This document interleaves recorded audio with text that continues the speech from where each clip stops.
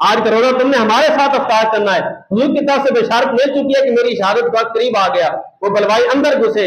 حضرت عثمان غنی رضی اللہ عنہ کو اٹھایا اور آپ کی تلوار چلائی, خون کے فوارے پھوٹے. آج کیونکہ اس وقت قرآن کی تلاوت کر رہے تھے, آپ کے خون کا پہلا قطرہ قرآن پاک کے اوپر گرا.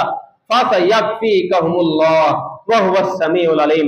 ان الفاظ کے اوپر آپ کے خون کا قطرہ گرتا ہے. قربان جائیں, قیامت کے دن کسی کی شہادت کی, کسی کے خون کی گواہی دے گا تو بدر کا میدان دے گا, کسی کی شہادت کی گواہی دے گا تو احد کا میدان دے گا, کسی کے خون کی گواہی دے گا تو حنین کا میدان دے گا, کسی کی شہادت کی گواہی دے گا تو کربلا کا میدان دے گا. اے سبحان تیری شان پہ قرآن, قیامت کے دن اگر آپ کے خون کی گواہی دے گا تو رب کا قرآن دے گا. 18 ذی الحجہ کو جمعہ کے دن حضرت عثمان غنی رضی اللہ عنہ آپ جامع شہادت نوش کرتے ہیں. اللہ تبارک و تعالیٰ ان کے مزار پر انواع پر کروڑ رحمت نزول فرمائے.